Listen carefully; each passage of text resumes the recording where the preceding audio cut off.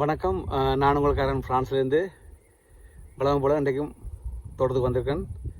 இப்போ இரவு 10 மணிக்கு மேலே ஆச்சு. இப்போ வெளிச்சமாக இருக்குது பாருங்க.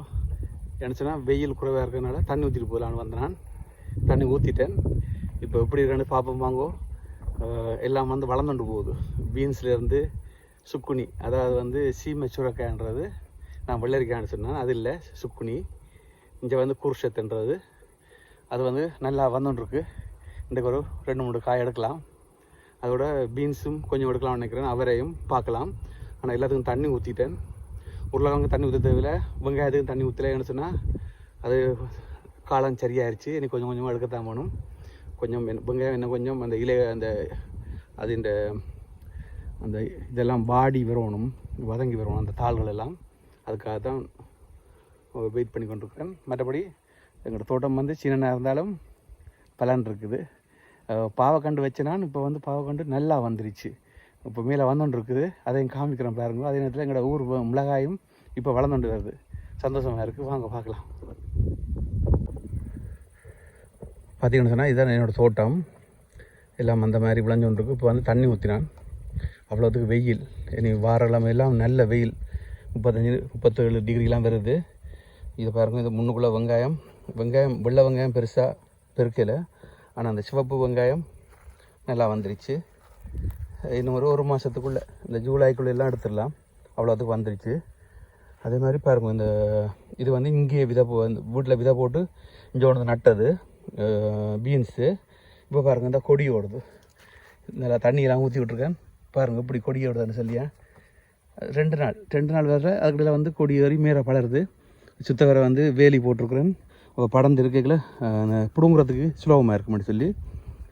இது எங்கூட வெள்ளை பூசணி நான் நினச்சேன் வராதுன்னு நினச்சேன். ஆனால் அது வருகுது. இனி வந்துடும்னு நினைக்கிறேன்.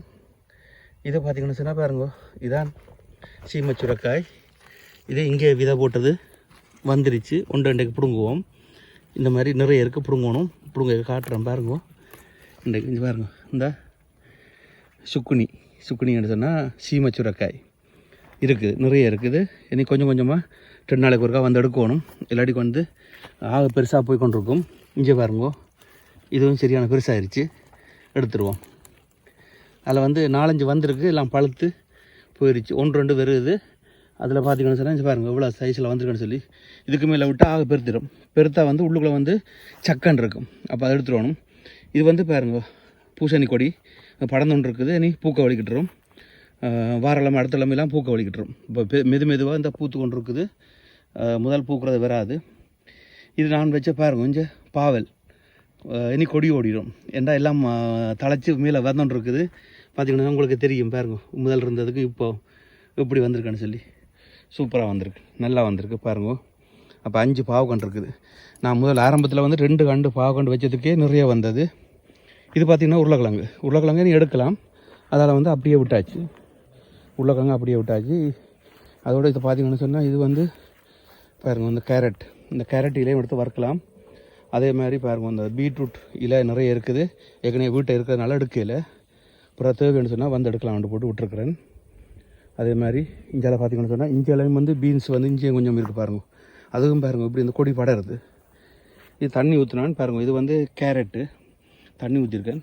இது இடையில் அப்புறம் நட்ட விதை போட்டது தானே. இஞ்சால பார்த்திங்கன்னு சொன்னால் பாருங்க எப்படி எல்லாம் கொடி படறதுன்னு பாருங்க. இது பாருங்கள், இந்த அவரை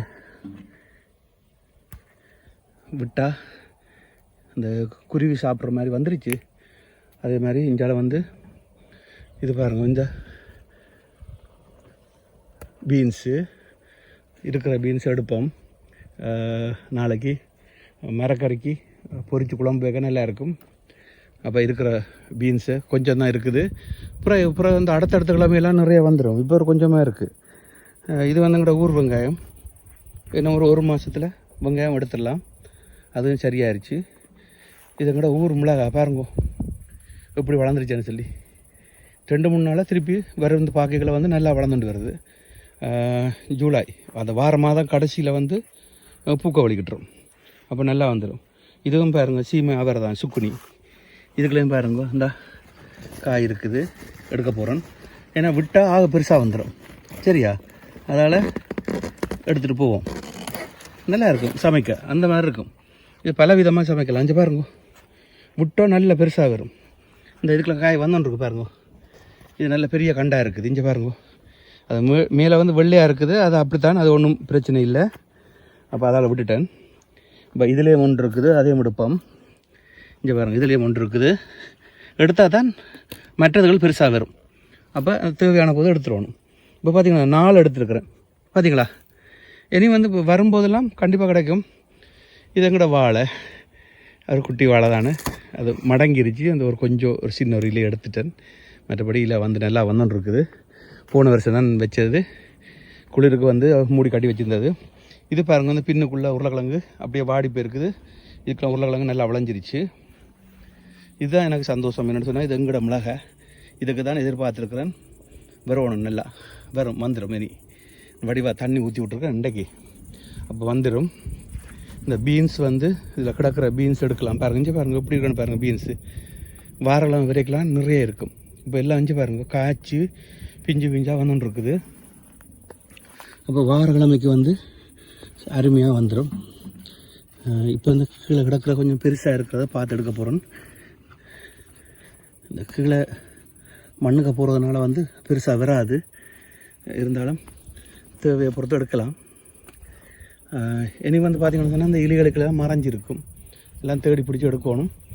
அது வாரக்கிழமை வரைக்கும் இந்த எல்லாம் பாருங்கள், மேலே எல்லாம் அருமையாக வந்துட்டுருக்குது. இங்கே பார்த்திங்கன்னு சொன்னால், இது அவரை வந்து நல்லா கொடியோடும், நல்லா காய்க்கும், நிறைய காய் வரும் இதில் அவரையில். இப்போ ஒன்றும் தெரியலை, என்ன ஒரு 2 கிழமை போக அவரை வந்து அதுக்குள்ள வந்து நிறைய அவரை காய் இருக்கும். நான் தேடி பிடிச்சி தான் எடுக்கணும். பூத்தோன்னு பாருங்க, நல்லா பூத்துருச்சு, எல்லாம் நிறைய பூ வந்துருச்சு. உருளைக்கிழங்கு பார்த்திங்கன்னா, உருளைக்கிழங்கு தாராளமாக கிடக்கு. தேவைக்கு அதிகமாக இருக்குது. இது எங்களோட உறவுகள் யாராவது கொடுக்குறான்னு.